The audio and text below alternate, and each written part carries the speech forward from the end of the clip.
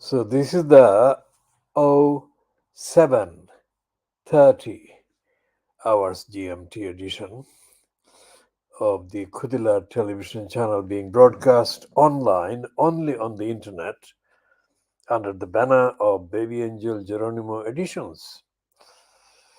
BabyAngelGeronimo is the world's most reliable, unique, authentic, transparent, fair, and consistent witness to the individual depravity and the collective depravity and evilness found in the behavior of the UK state agents, post holders, excusers, representatives, and abusers. And the Baby Angel Geronimo is the most consistent witness to the widest range of incidents of evilness to be found in the United Kingdom, within quotes. Today's Sunday Times, owned by the dirty digger Rupert Murdoch, leads with the main item headed Braverman. Braverman is the name that Fernandes has adopted in order to create an additional persona for herself, suggesting that she is morally superior to her real identity, which is morally depraved. And that assumption of moral superiority is itself fraudulent because she borrows it based on the alleged marriage she has with a man of Jewish background. Now, when she entered that marriage, it is doubtful if she let on, disclosed to him her intention as the purpose for marrying him, which, as evidence has shown, she has abused. For example, in denying a senior member of society who was a child refugee from Nazi Germany to the United Kingdom. And that particular senior member of the demography got in the news when she noticed that Suella Eviller Crueller Fernandes was misdescribing victims of Nazi Germany and similar victims of other Nazi type atrocities, persecution, and so on. So, when attempting to deny that accusation made by that senior member of the demography, Suella Eviller Crueller cited the fact that she was married to a Jewish person. And she claimed, Suella Eviller Braverman, that by that fact she was entitled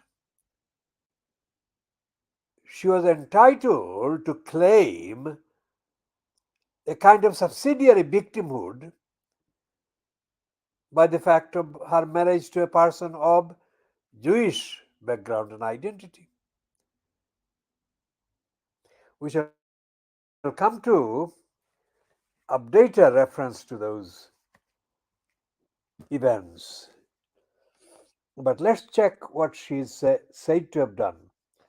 So the headline in the Sunday Times, or the heading says, it's not line because there are 4 lines. So the heading is, Braverman asked civil servants to help her avoid speeding fine. She wanted a private speed awareness course, and it's a piece byline to Harry York and Deepesh Gadda or Gada. Deepesh Gada sounds like a name of Indian origin, probably from the Punjab, but it could be from some other parts of the Republic of India. And there is a Newman's View, a cartoon showing two characters watching the kind of track,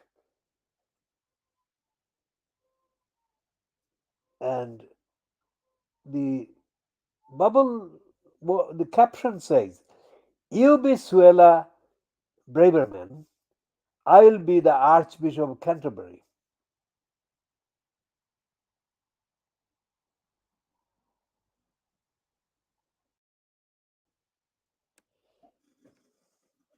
And it's an advertisement for the Scalextric Ultimate Speed Star set. So she is now exposed in a way that she has so far evaded being exposed. So let's see what we have said on the statement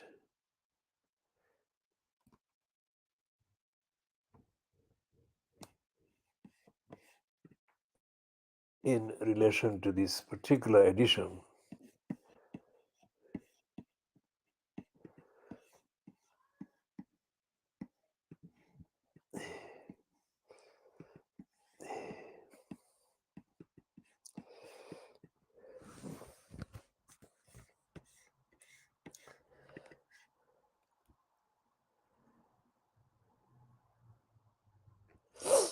So, contextually updating on Suella Eviller Crueller Fernandes, court engaged in a series of lying as a part of her mens rea. Mens rea is a Latin English or English Latin intent, that is in criminal law. The intention to commit a crime, so that is mens rea. To break the law and to deny the UK public authorities the option to hold her to account. Suella Eviller Crueller Fernandes is exposed as having abused her post as the UK Interior Minister. Now, UK Interior Minister is what the Home Secretary internationally translates to.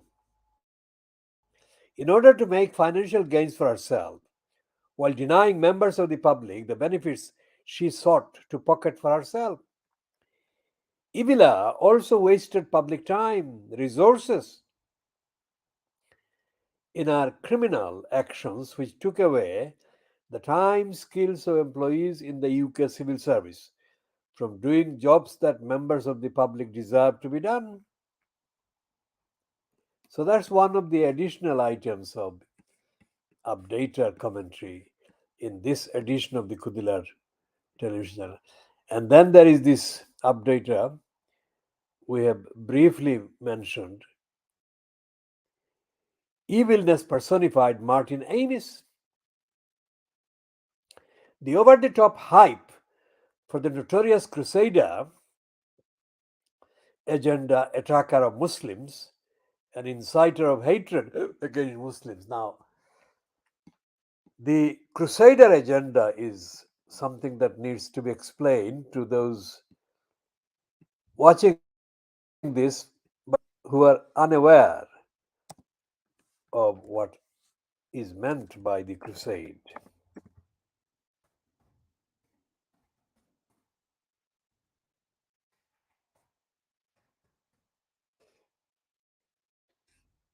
The Crusades were a series of religious wars initiated, supported, and sometimes directed by the Latin Church in the medieval period. List of crusades. The first crusade was in 1096 to 1099 as the first of a series of religious wars or crusades initiated, supported, and at times directed by the Latin Church. That was 15th of August 1096 to 12th of August 1099. And the location of the crusade was the Levant and Anatolia. Anatolia is, of course, in today's Turkey. And Anatolia, also known as Asia Minor, is a large peninsula in Western Asia and is the westernmost extension of continental Asia. The landmass of Anatolia constitutes most of the territory of contemporary Turkey, as I said. Geographically, the Anatolian region is bounded by the Turkish Straits to the northwest, the Black Sea to the north, the Armenian highlands to the east, with the Mediterranean Sea to the south, and the Aegean Sea to the west. Topographically, the Sea of Marmara connects the Black Sea and the Aegean Sea through the Bosphorus Straits and the Dardanelles Strait, and separates Anatolia from Thrace in the Balkan Peninsula of southeastern Europe. So, what happened in the crusade? We'll go back to the crusade because the geography is not as important as the actual events. The Crusades were a series of religious wars initiated, supported, and sometimes directed by the Latin Church in the medieval period. The best known of these military expeditions are those to the Holy Land in the period between 1095 and 1291. So this 1095, 1195, 1291, just under 200 years, that were intended to conquer Jerusalem and its surrounding area from Muslim rule.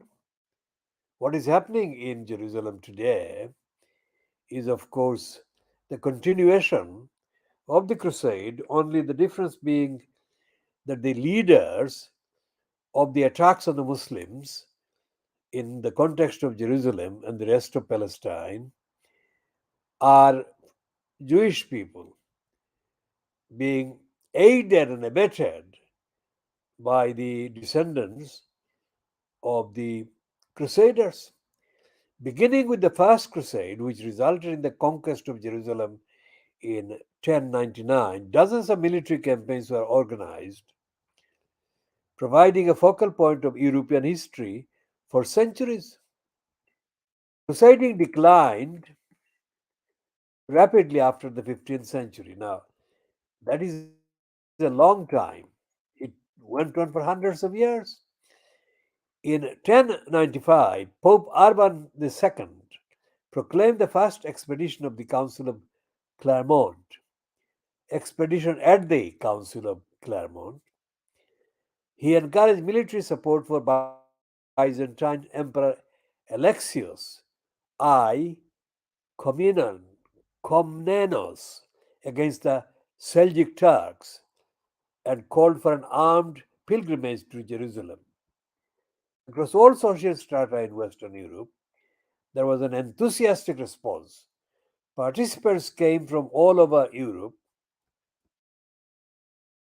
and had a variety of motivations, including religious salvation, satisfying feudal obligations, opportunities for renown, and economic or political advantage.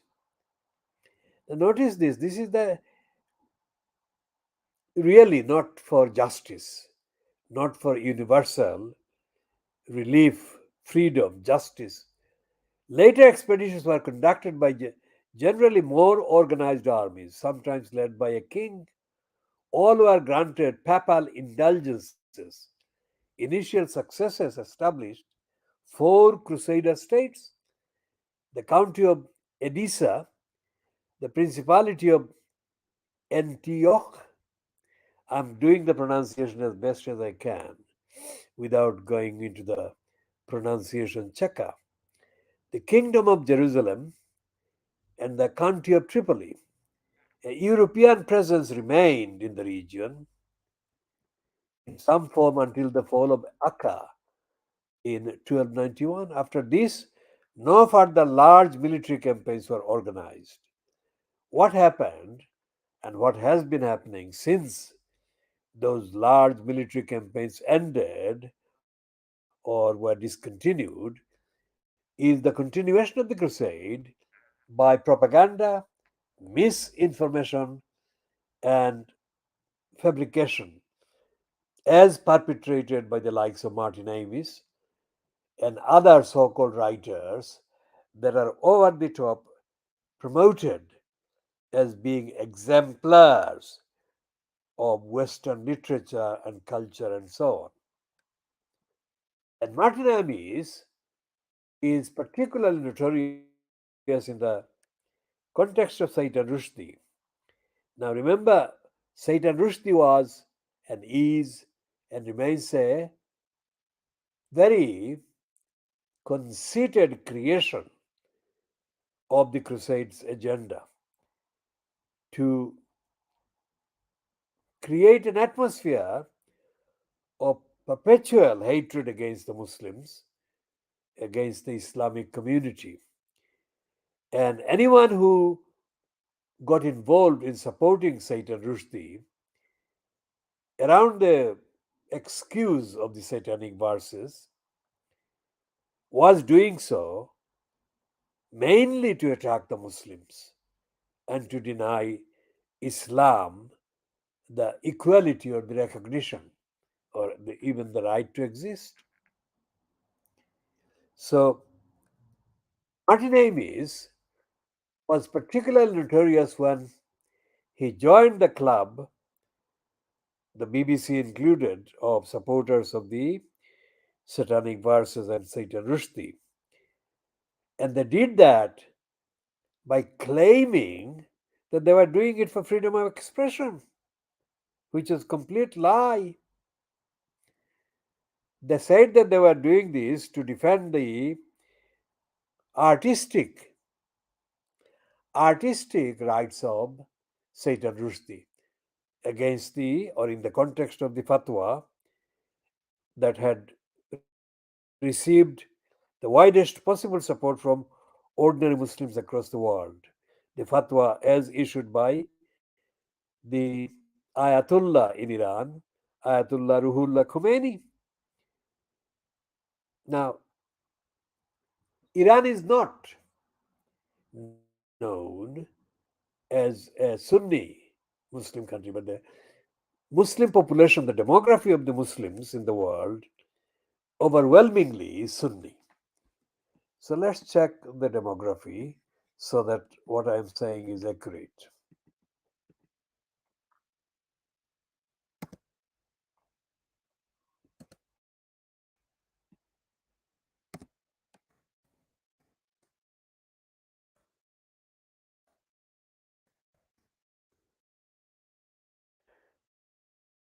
So it says, the wiki says, and it's a factual admission, they're not doing any concession. Sunni Islam is the largest branch of Islam, followed by 85 to 90% of the world's Muslims. Its name comes from the word Sunnah, referring to the tradition of the Prophet. And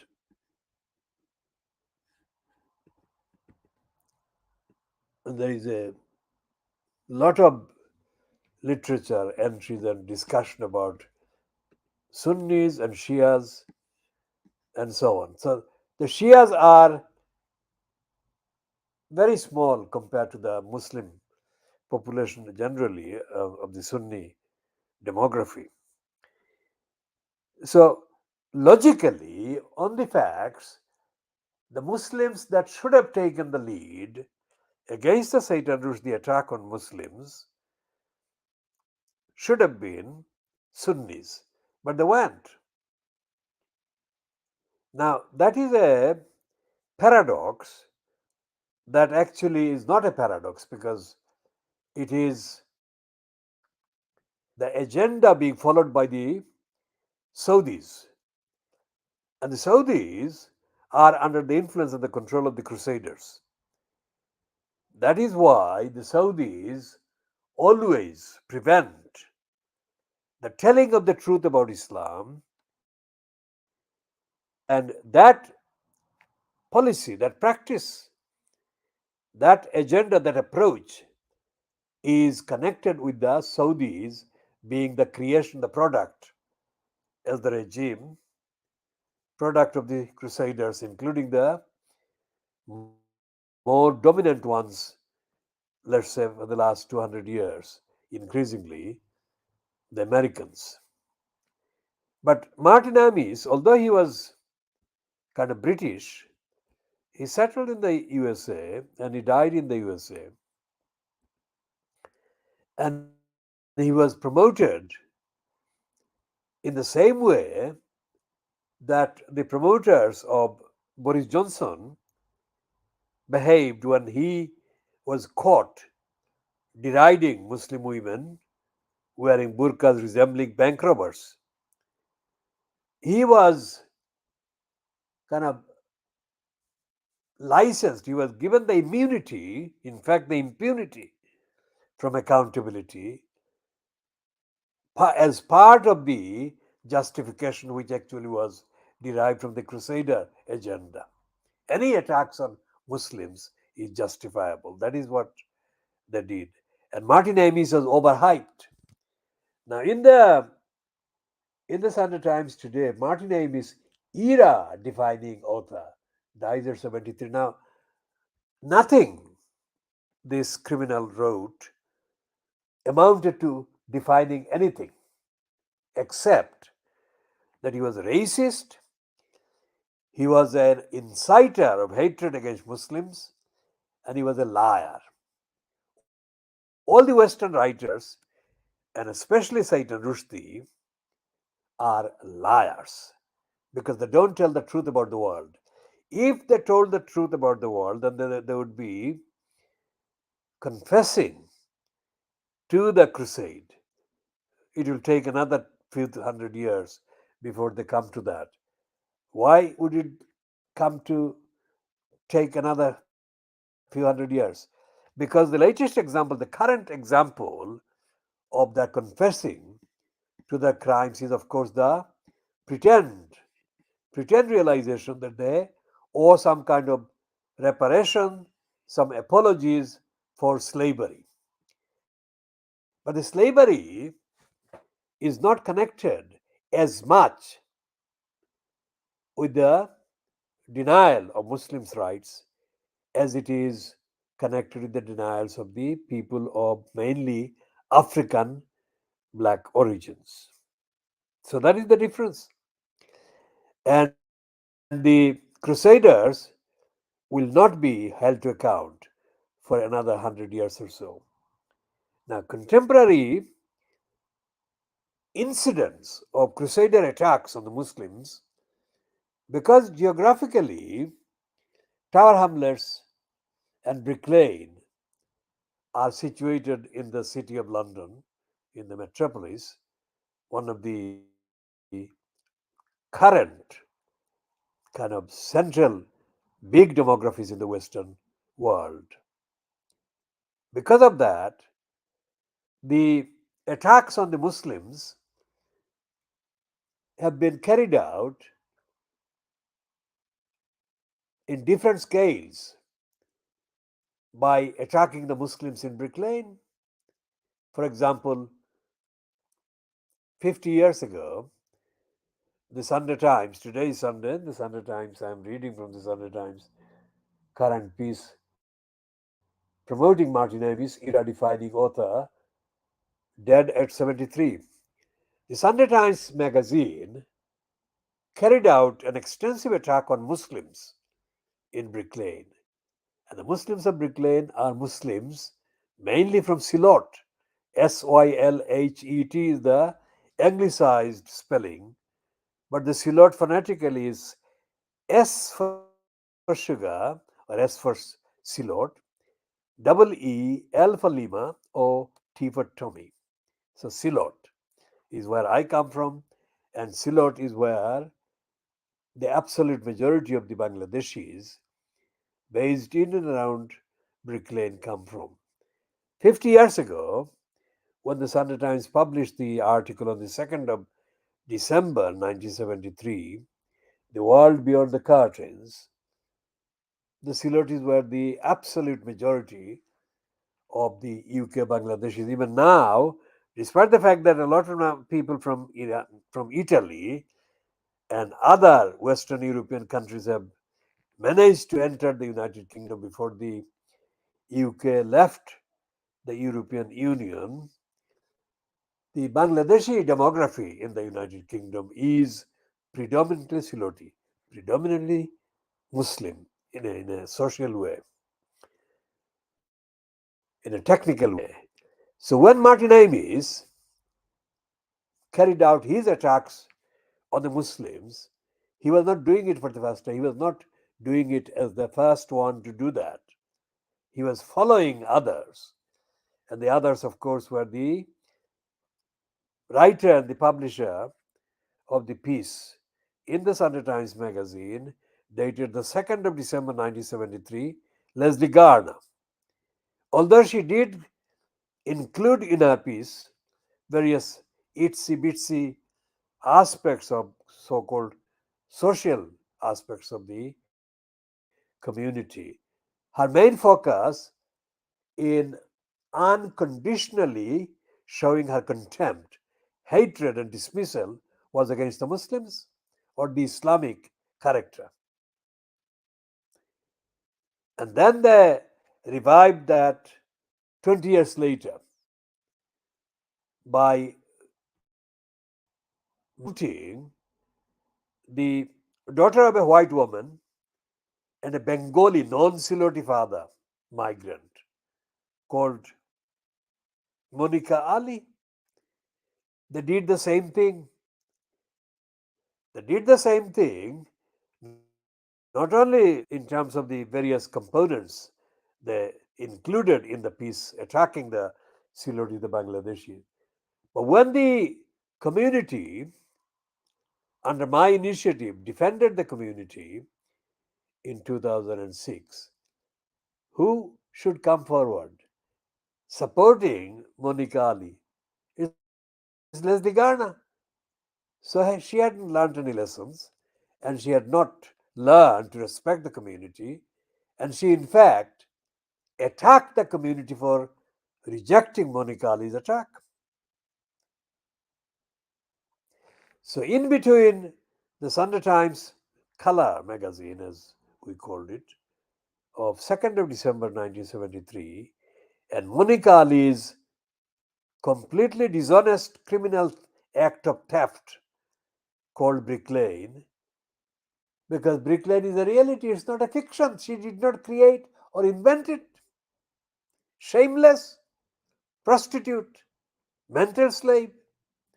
In between those events, Martin Amis came forward and expressed solidarity with Saitan Rushdie.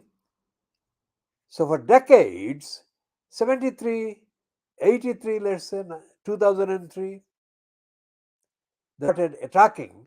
They carried out attacks on the Silotis, and the common factor was that the Silotis in and around Brick Lane, in the United Kingdom Bangladeshi community, are Muslims. They, they never have identified any fault, any flaws among the numerically small but significant part of the demography, the Bangladeshi demography in the United Kingdom, or Bangladeshi origin, let's say, because Bangladeshi may suggest that these people are Bangladeshi citizens, but they're not.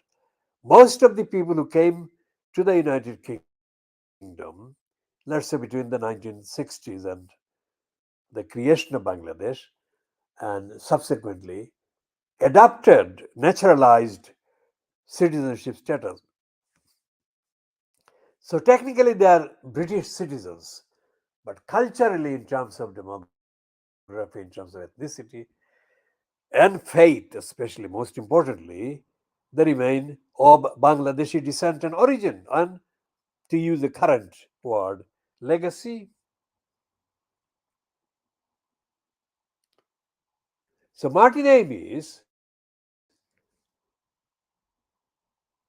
defined no era.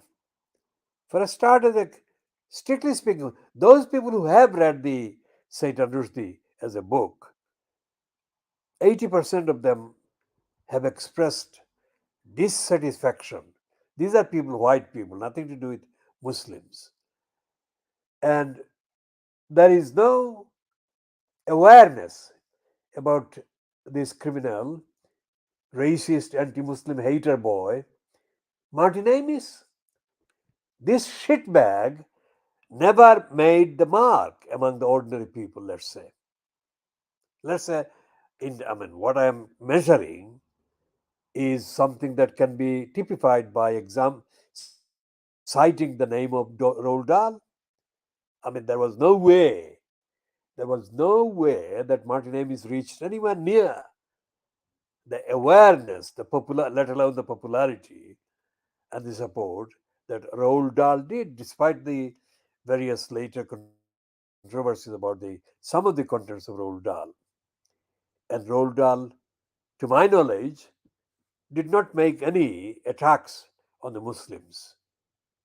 Roald Dahl actually remained far more focused on his quote literature, his creative work, than Martin Amis. But this shitbag, Martin Amis, is a falsehood right from the beginning.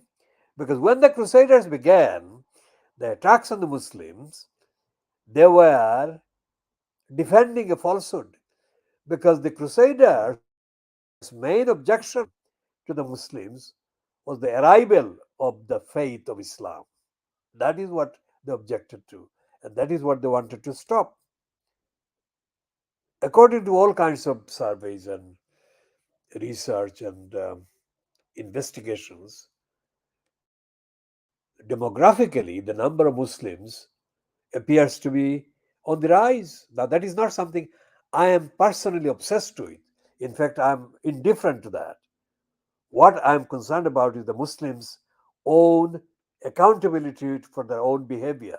That is what I am focused on, and I'll remain focused on forever.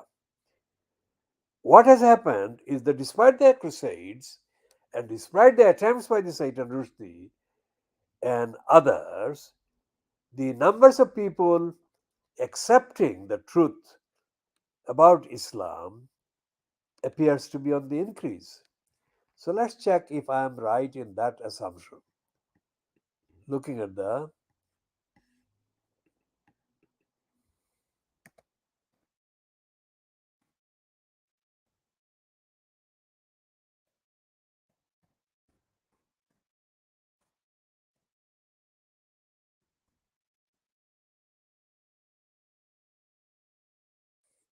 so the I'm looking at the wiki, which under Muslims says with about 2 billion followers, and it says within brackets 2023, almost a quarter of the earth's population. Islam is the second largest and the fastest growing religion in the world. So I'm not wrong. India has got 194 million Muslims. Indonesia has got 231 million Muslims. China has got 40 million Muslims. Turkey has got 82 million Muslims. So let's see what other countries they're listing there. So, of course, they've got Indonesia is 231 million. Pakistan has got 213 million. India has got 194 million. Bangladesh has got 153 million. Nigeria has got 99 million. Egypt has got 95 million. Iran has got 82 million. Turkey has got 82, just 100,000 less than Iran, and Algeria has got 42 million, China has got 40 million.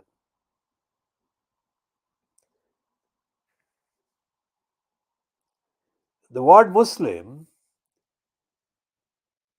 is the active participle of the same verb, of which Islam is a verbal noun based on the trilateral to be whole or intact. A female adherent is a Muslimah, also transliterated as Muslimah. The plural form in Arabic is Muslimun, and its feminine is equivalent is Muslimat. The ordinary word in English is Muslim. In the 20th century, the preferred spelling in English was Muslim, but this has now fallen into disuse. The word Musalman is a common equivalent for Muslim used in Central and South Asia. In English, it was sometimes spelled Musulman and has become archaic in usage. Until at least the mid 1960s, many English language writers used the term Mohammedans or Mahometans, although such terms were not necessarily intended to be pejorative. Muslims argue that the terms are offensive because they allegedly imply that Muslims worship Muhammad rather than God. Absolutely correct. Other obsolete terms include Muslimite and Muslimist. In medieval Europe, Muslims were commonly called Saracens. The Muslim philologist Ibn al-Anbari said, a Muslim is a person who has dedicated his worship. Well, he should be, anyway, this should be edited to their worship because that should then include women as well, exclusively to God. For just as we say in Arabic that sometimes something is salima to a person, meaning that it becomes solely their own, so is the same way Islam means making one's religion and faith God's alone. So we shall be continuing discussions about the Satan Rushdie and his Satan proponent, propagandist Martin Amis. And we say in the context that the Guardian group, the Observer, is perpetrating the lie about Martin Amis as well. And they will continue to do that. And they will not. The Guardian, which belatedly has pretended to stage a kind of regret for its slavery links, is a long way away from recognizing the role it is playing even up to this day for perpetrating the Crusades. Now, this one of the most creepy, one of the creepiest commentators being given platforms by the mainstream English language Western British media is, of course, Will Self.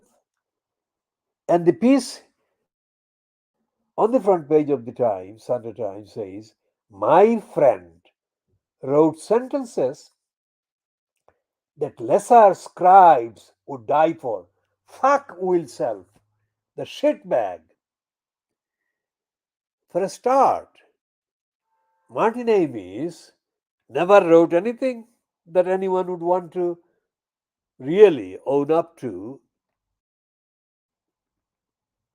following. No self respecting, original thinking, creative writer, author would want to come across as being an adherent to somebody else. Now, Will Self is creepiest because he has got something he has got more creepiness about him than honesty, sincerity, straightforwardness. And he is to be found, his whole career, will self, is built on a creepy 90%. And the rest of the 10% of him is made up of all sorts of other things. The will self is a creep. And Martin Amis himself proved his over the top promoters as being ignorant about what they are talking about. Because they're saying, like Will Self is saying creepily, that he was a model, leading style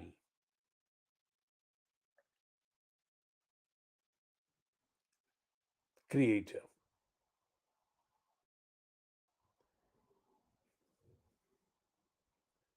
But he said, Martinelli said, that people read books because they enjoy it or they like reading it. So, to that extent, Martin Amis was not advocating enlightenment. So, intellectually, he was not anywhere. He was an entertainer. He was an entertainer. He was a seller of consumer item. That is what he was. That is my interpretation at this moment. So, the essay length investigation into Martin Amis will continue. Going back to the Monicali events of 2006, let's check what we did in 2006 in Brick Lane.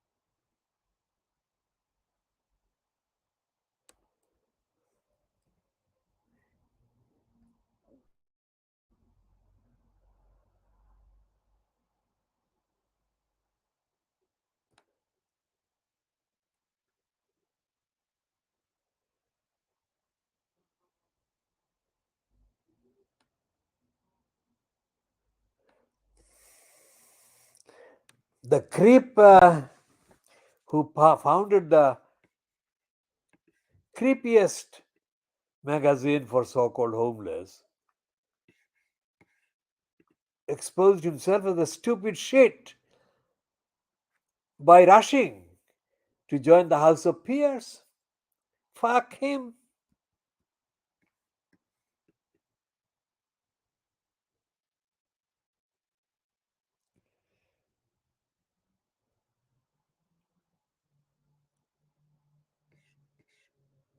And all the promotions of Monica Ali, all the promotions of Monica Ali's Brick Lane, the attacks on the Muslims in Brick Lane, the Silotis, all the promotions came from Indians, including the entire fucking cast of actors being brought from West Bengal. Fuck them.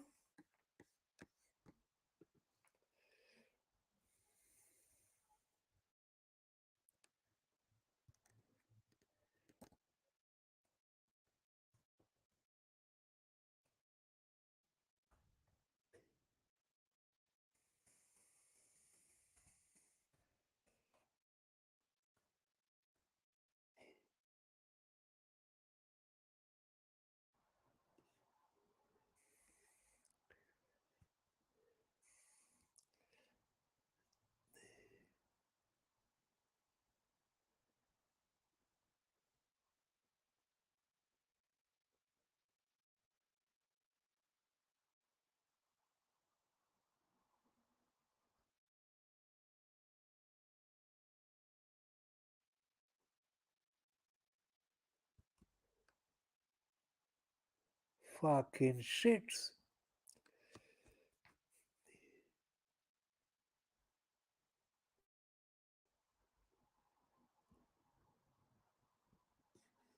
So the Independent on the 22nd of July 2006 has got this item, independent.co.uk,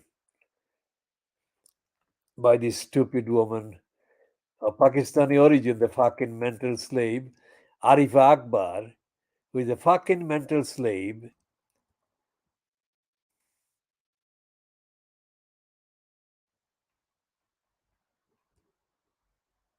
She says,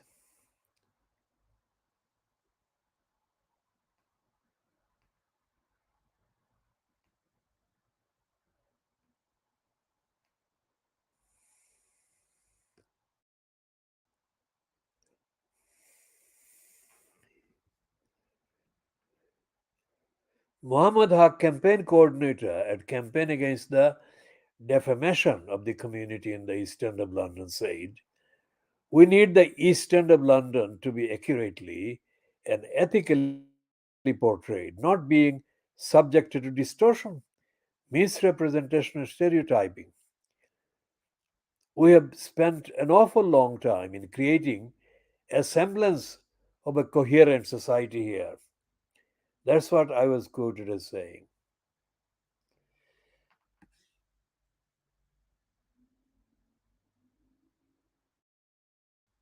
And a statement from the fucking crooks in the Towners Council,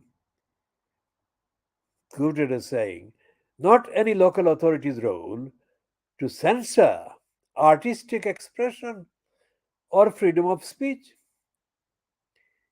It's a pity that the situation can't seem to be resolved amicably between the company and the protest group, as we are keen to maintain the borough's reputation as a film friendly area. What we did was to stop these fucking filmmakers coming to Brick Lane and filming in Brick Lane. That's what we did. And this crooks, Ruby Productions, sent a spy to spy on me when I was leading the particular rally in Commercial Street going on at the time against the Crossrail hole, because that was the campaign that was mainly going on, and it went on even after the controversy that they said we created about the corrupt Monica Ali prostitution book.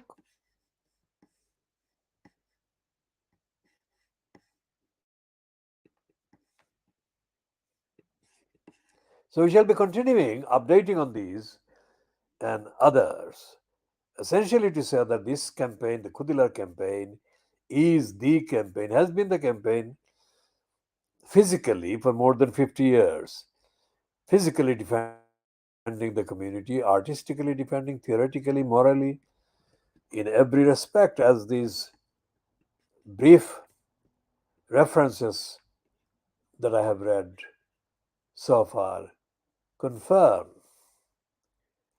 What happened shortly around that time, shortly after that time, was the campaign that we had to mount after the criminals called Fast Solutions.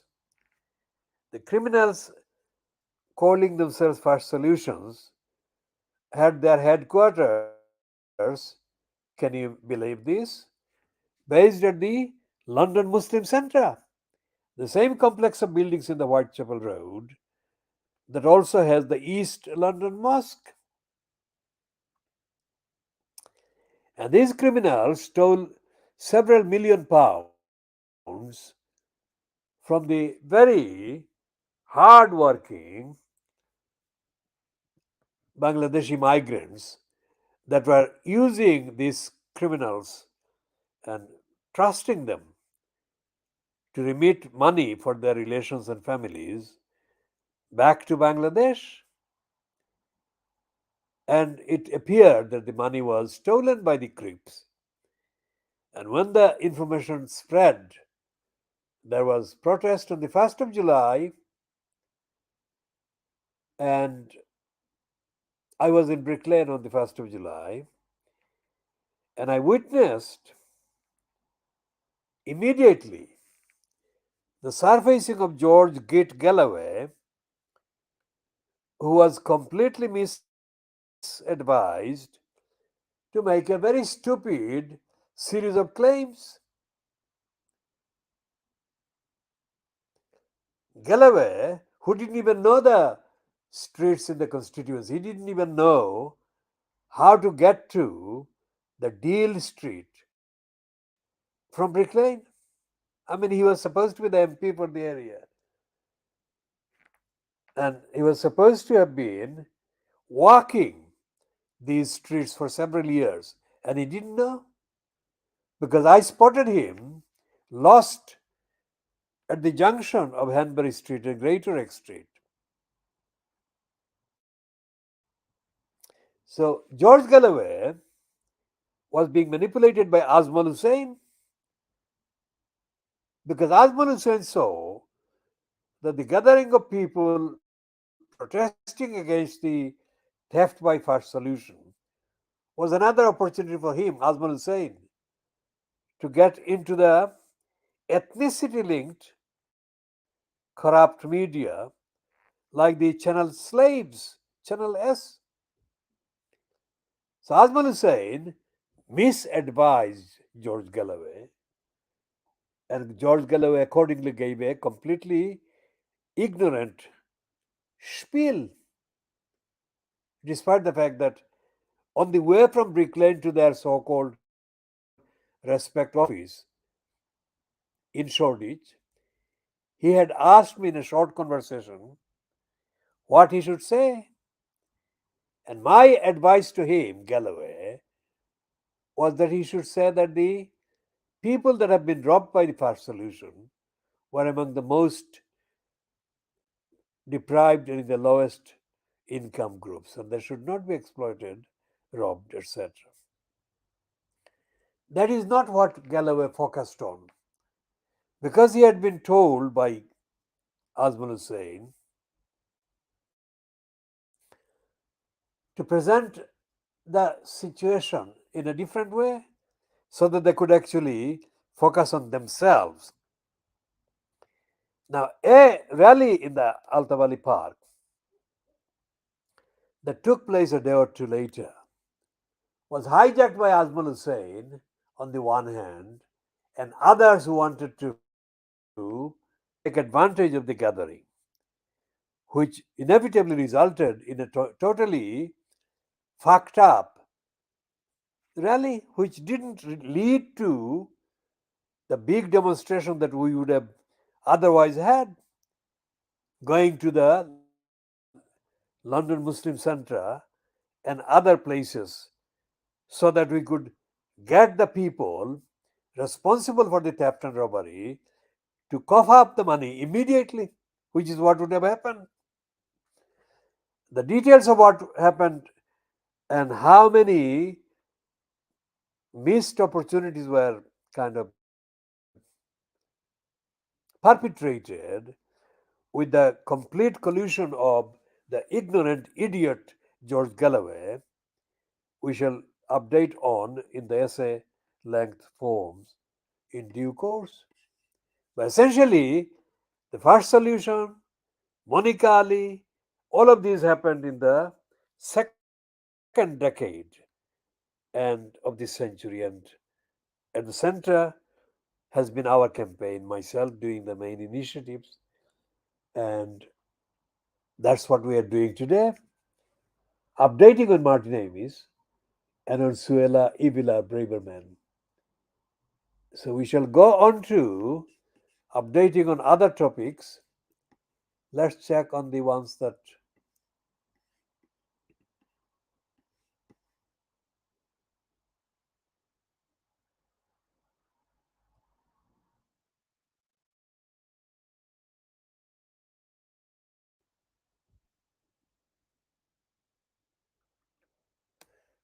now this latest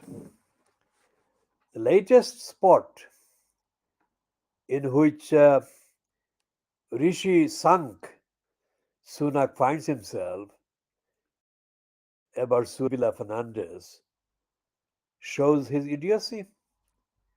He says that Suella has expressed regret for speeding scandal as he is told to launch investigation.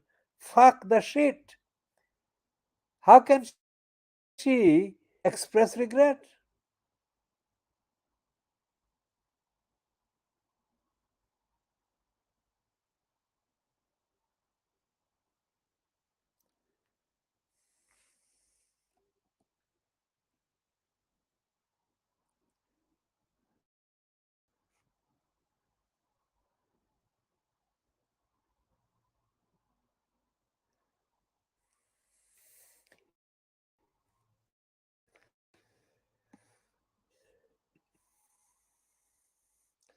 So according to the Sky, popcorn at the ready. Suela's bad week could be followed by a very tough one indeed. Let's see what they're saying there. It's the one called John Craig, chief political correspondent. And he says at 07:22 UK time or 6:22 GMT, it has not been a great week for Suella. It began on Monday with her making an inflammatory speech to activists which Tory MPs saw as a shameless leadership bid, and then being told by colleagues to stick to the day job. And it ended with embarrassing reports on Saturday evening that she asked civil servants to help her dodge a speeding fine, prompting accusations of cover up and breaking the ministerial code. You'll notice that we are not talking about the ministerial code. Fuck the ministerial code. They don't have any respect for the codes. In between, Suella saw her personal approval rating plunge in a YouGov poll, and critics cruelly pointed out her right wing populism wasn't, in fact, very popular.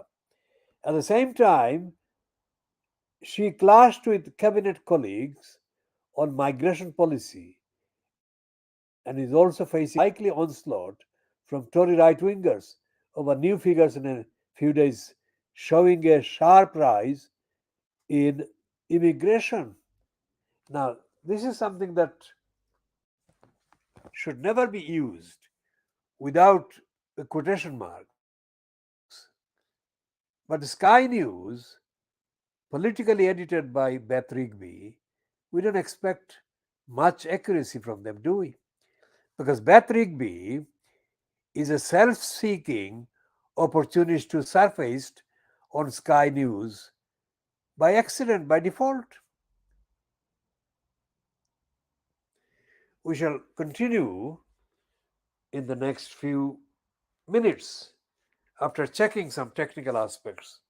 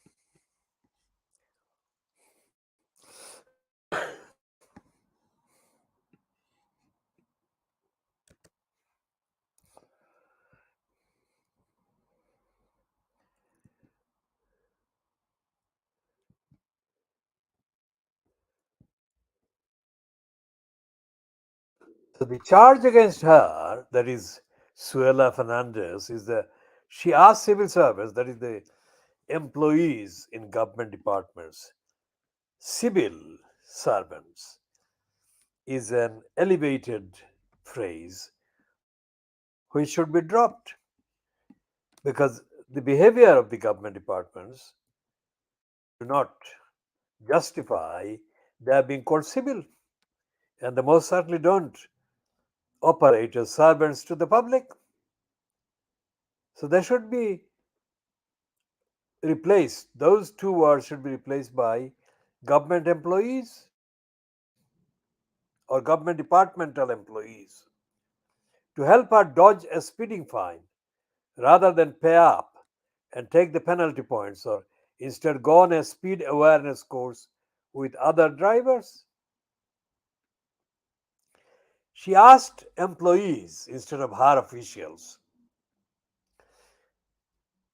Fernandez asked employees in the Home Office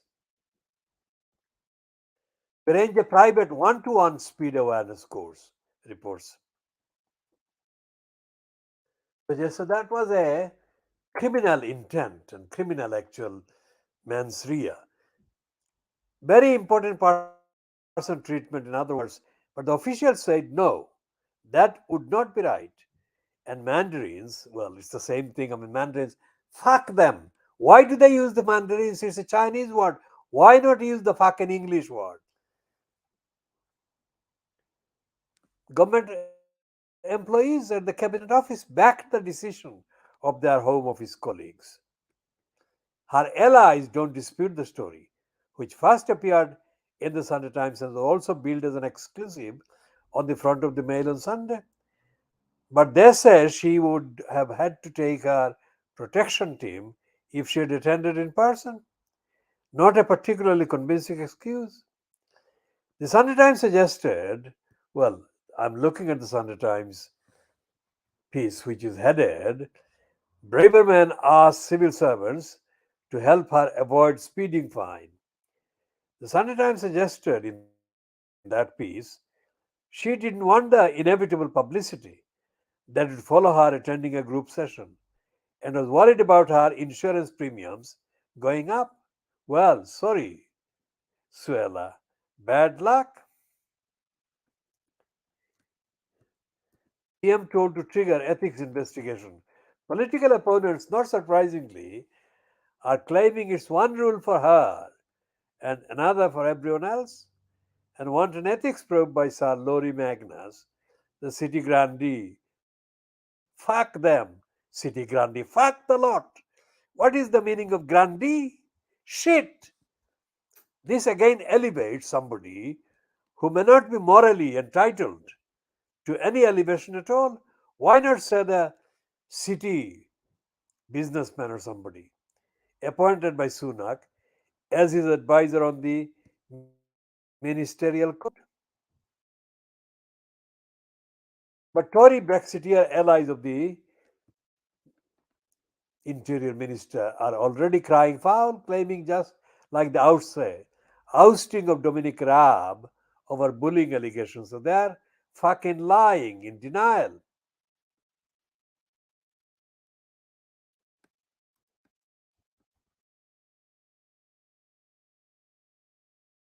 It was, however, almost 6 hours after the Sunday Times published the story on its website that the Home Office eventually issued a statement attempting to repair the damage. This is John Craig on the Sky News, the chief political reporter, talking about the things. I mean, John Craig is, compared to Beth Rigby, I think he is relatively better informed. Miss, because of his length of time that he has been on Sky News as well. Miss Braverman accepts that she was speeding last summer. Well, I mean, why the fuck the difference? It doesn't matter. Regrets doing so. She took the 3 points and paid the fine last year, said his spokesman. She will no doubt hope her belated mea culpa may draw a fine line under the row and perhaps take the sting out of the calls for a full-blown probe by Salori, the ethics watchdog. Fat chance, as they say, of that. As luck would have it, for her opponents, that is, the first business when the Commons sits again on Monday is questions to the Home Secretary. Suella Braverman, popcorn at the ready, he says, which is another way of saying that should be fun, not for the public.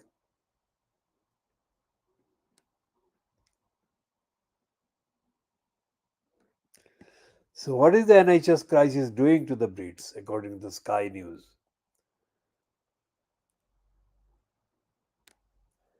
They're talking about private insurance. That's what they're saying. Fuck them.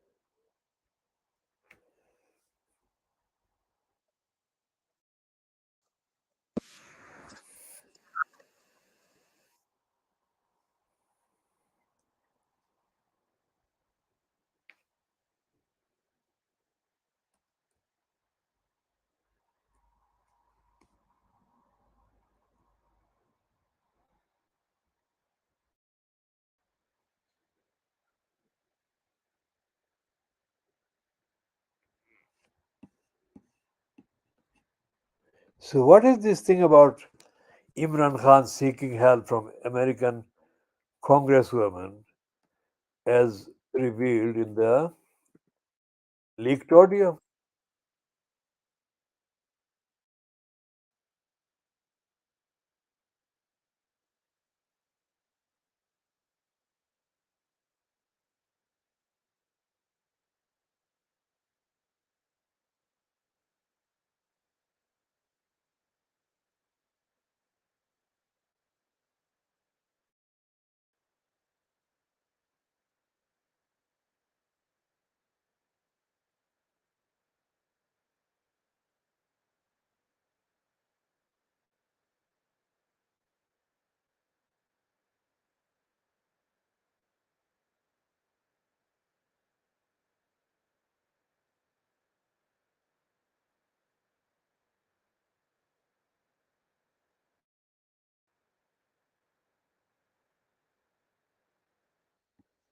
Well, that's an older story about Pakistan, but we can't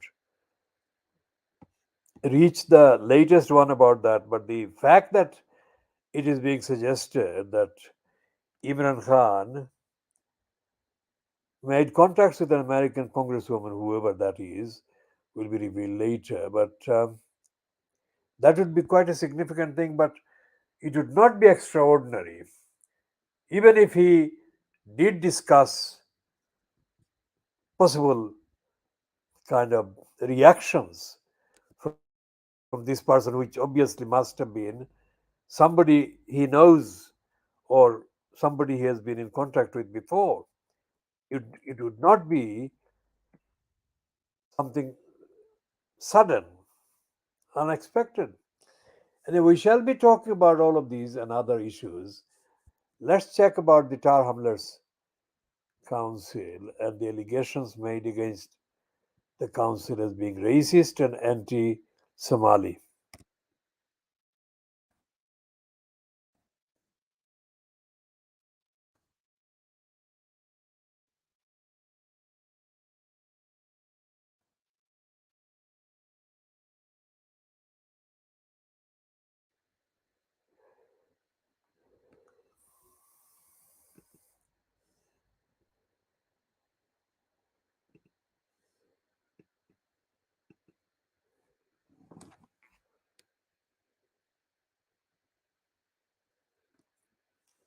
So, this is a piece that says the mental health is at the center of the experience of the Somali people.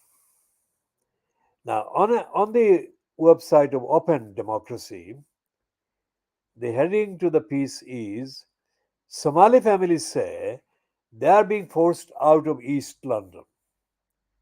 Now, anyone who is familiar with the Khoodeelaar campaign would know that in the Siloti language, there is a politicized word that I have created in the Siloti language, and it says Khadailar. Khadani is in Siloti, Khadani is to drive out. So, Khadailar I introduced as part of a list of Siloti words campaign headings. One word campaign headings that I have world exclusively created, and each one has been effectively expressive of the real core of the actual campaign at the under reference at issue in question. For example, Khudilar, I've explained what Khudilar means. Bangilar is the campaign against the setting up of an imposition of an executive mayor in Tower Hamlets, breaking Bangilar meaning breaking the Tower Hamlets Council in principle.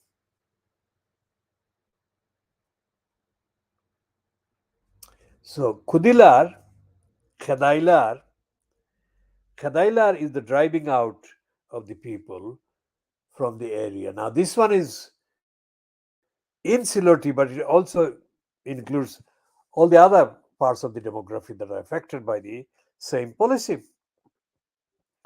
So this one is dated the 28th of March, and it's published on the opendemocracy.net website. And I shall be talking about it more in a couple of minutes. I'm just checking the technology of access.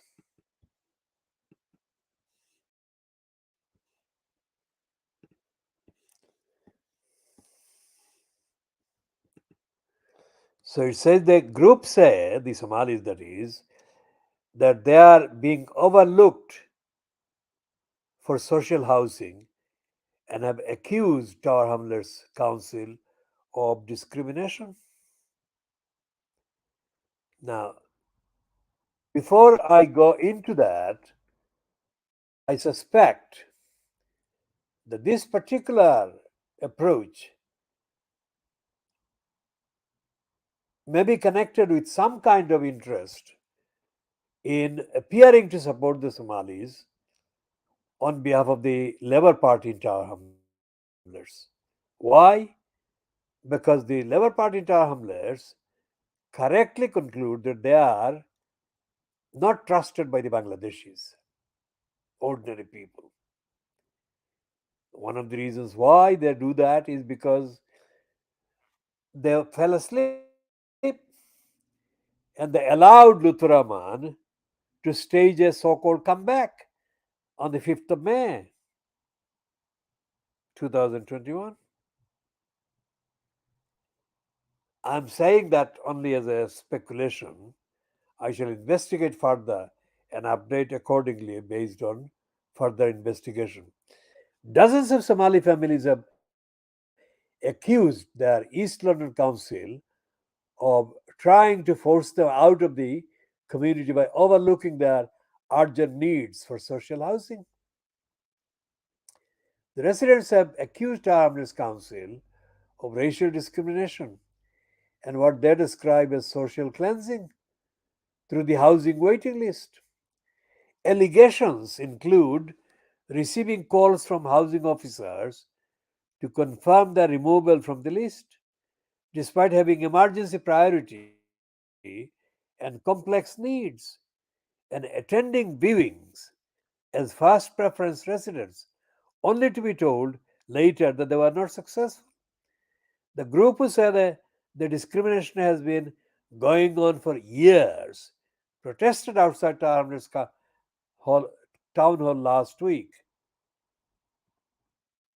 to demand answers with support from social justice community group Kofi Afrique.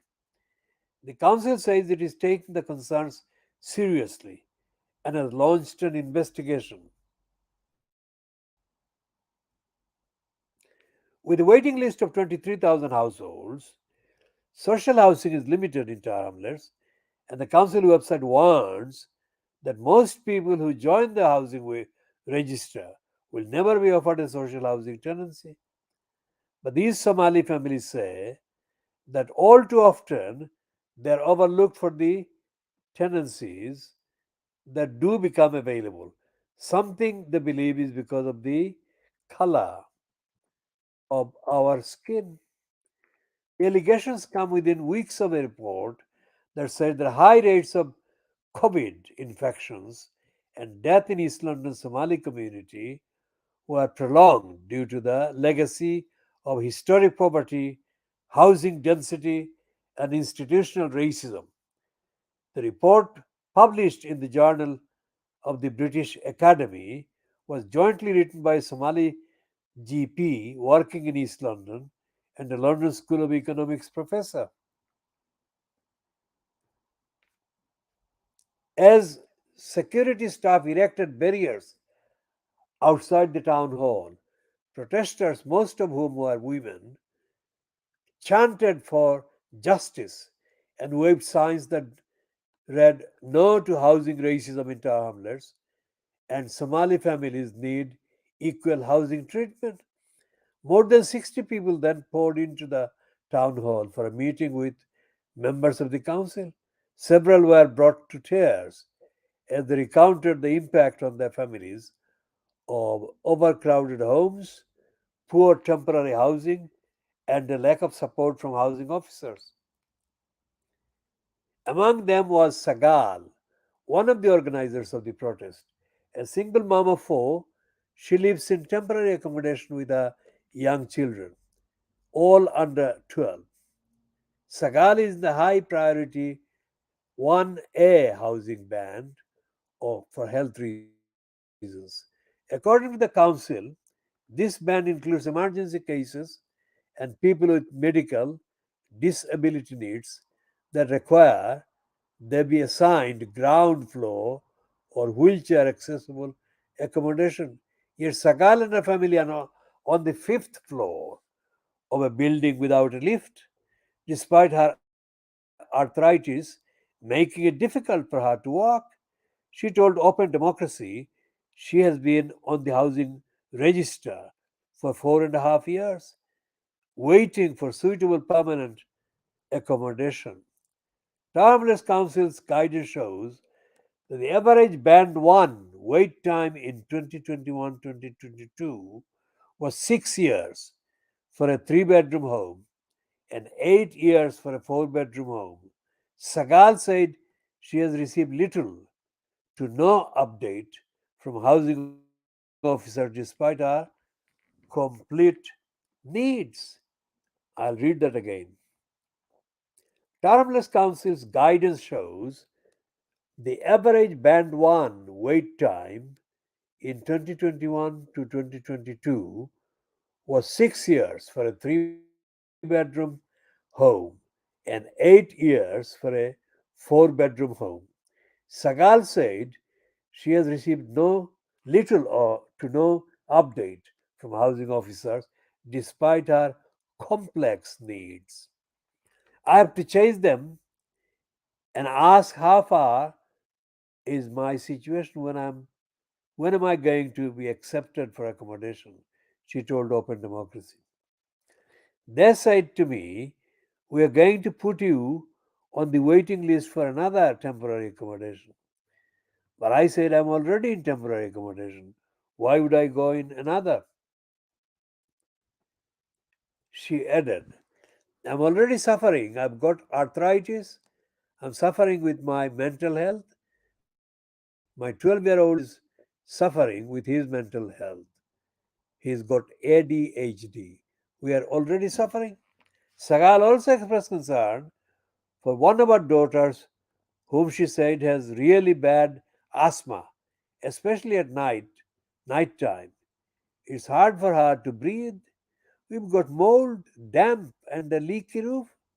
Late last year, a coroner ruled that the December 2022 death of 2-year-old Awab Ishaq was from a respiratory condition caused by prolonged exposure to mold in his home. The toddler lived with his parents in a one-bedroom flat rented from a social housing provider in Rochdale, northwest England. Sagal said the only alternative is to rent privately, but said it's 1,900 to 2,000 a month. How can I afford that?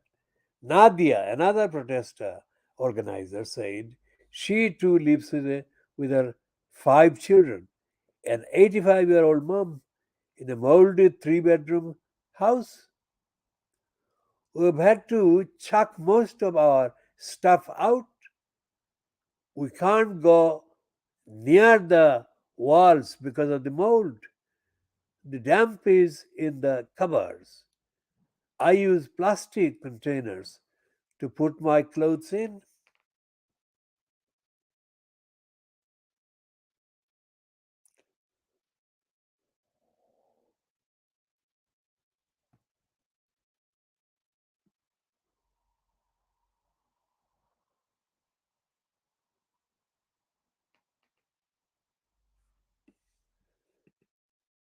So, this is a detailed piece,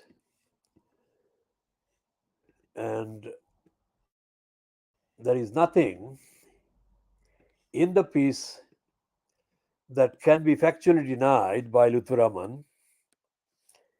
And the fact that this kind of allegations based on racism and their color and are being made against our Armed Council, which has got the majority of councillors, Bangladeshi, and whose executive mayor in post is Lutfur Rahman, a Bangladeshi, a Siloti, a Muslim, is staggering latest evidence of the corruption of Lutfur Rahman, the corruption of the rest of the council that